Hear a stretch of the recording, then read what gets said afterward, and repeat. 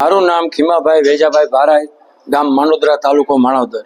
આજે ઘણા વર્ષોથી 20 થી 25 વર્ષથી હું દૂધધારાવાળી પરિક્રમા કરું છું અને એ હું નથી કરતો, મારે ગિરનારીની કૃપા છે એટલે હું પરિક્રમા કરું છું. ઘણા વર્ષો પહેલા, આજથી 70 વર્ષ પહેલા, 72 વર્ષ પહેલા ભગવતસિંહભાઈ દરબાર હતા અને એમણે ત્યાં જે તે સમયે દુષ્કાળ પડ્યો હતો અને વરસાદને વિનોવા માટે આ પરિક્રમાની શરૂઆત કરી હતી. આ પરિક્રમામાં રબારી, માલધારી બધા નેસના માળો જોઈન્ટ થાય છે. બધા ખૂબ ખૂબ દૂધ આપે છે ને એટલે જ એને દૂધધારાવાળી કહેવાય. આ પરિક્રમા 33 કરોડ દેવતાની છે.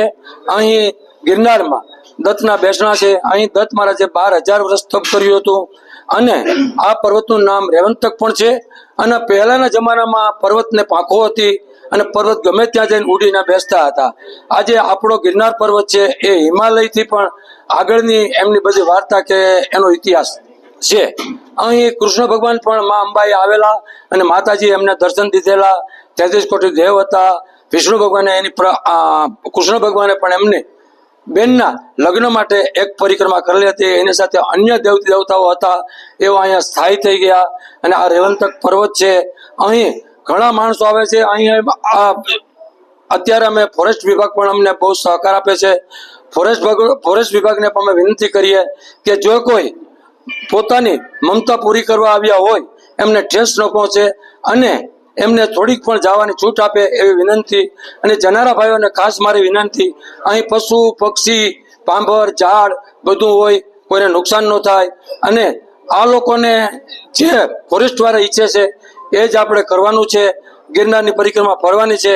જે કોઈ મહત્વાકાંક્ષા લઈને આવે એની મારો ગિરનારી મહત્વાકાંક્ષા પૂરી કરે, આ માર્ગે હાલે, એમને ખરેખર સ્વર્ગના પણ દર્શન થાય છે. આ એક સ્વર્ગ છે. સ્વર્ગ ને નર્ક બધું અહીં જ છે. આવા સારા કામનો તમને વિચાર આવે તો પણ તમારા જન્મોજન્મના પાપ નાશ થાય છે. અહીં જે ઇન્દ્રલોકમાં વસતા, સ્વર્ગમાં લોકમાં વસતા દેવ દેવતાઓ એ પણ મારા દત્ત મહારાજની ઉપાસના કરતા હતા અને એમણે પણ માનવ જન્મ જોતો હતો એટલે બીજી વાર પણ માનવ જન્મ મળ્યો. આવા કામ કરી અને એમને મોક્ષ મળ્યો અને સ્વર્ગના ભાગીદાર થયા. બોલો ગિરનારી મહારાજની. બોલો ગિરનારી મહારાજ શ્રી કર્મણ ભગત પરિક્રમા બોલું છું કે ભાઈ ગિરનાર દૂધધારા પરિક્રમા યોગની એકાદશી જેઠો 11 આવે છે. પછી આ એક ધાર્મિક પરિક્રમા છે. ઓછા પ્રમાણમાં માણસો હોય એ આ પરિક્રમા છે. કેમ કે આ ધાર્મિક એક દિવસની છે એટલે રસ્તામાં વરસાદ પણ આવે, કીચડ પણ હોય અને એક દિવસમાં પરિક્રમા પૂરી કરવાની અમારી જવાબદારી હોય કે ભાઈ છેલ્લે લગી મારી ગાડી હોય પાછળ બોરદેવી, બધા માણસના 6-6:30 વાગે બહાર કાઢે પછી અમારે પરિક્રમા પૂર્ણ થાય છે.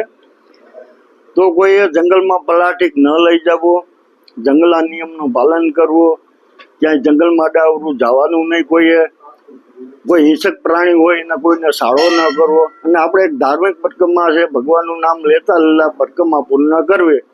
પછી આ દૂધધારા પરિક્રમા એટલે અમારે આજે 72 વર્ષ આ પરિક્રમાના થયા છે. ભગવતસિંહ બાપુ રેન્જર હતા વન ખાતામાં, આ એની ચાલુ કરેલી. લક્ષ્મણગીરી બાપુ, પછી અમારે રબારી હેઠમાંથી હતા અમુક બાબા, પછી તળેટીમાંથી હતા વેપારી, બધા મળે ત્યારે દુકાળ પડ્યો હતો એટલે આ પરિક્રમા ચાલુ કરે. ત્યારે વરસાદ સારો થયો અને ત્યારનો વરસાદ ચાલુ છે ને આ પરિક્રમા સતત ચાલુ હોય. તો આજે રબારી લોકો દૂધ ઉપાડીને જાય, કાવડ લઈને જાય, દૂધ પૂરું પાડે. પછી ભવનાથ સમાજના, અનેક સમાજનો આમાં ઘણો ફાળો છે, બધાનો સહયોગ છે. ઉદ્દેશ તો એ છે કે આજે દૂધધારા પરિક્રમા જે તે સમયમાં વરસાદ નહોતો થયો ત્યારે આ પરિક્રમા ચાલુ કરી હતી. પછી વરસાદ હોય જ અને હોય જ છે. તમે આજે વરસાદ નથી, રસ્તામાં જાવ એટલે વરસાદ આવશે, છેલ્લે બોરદેવી આવશે.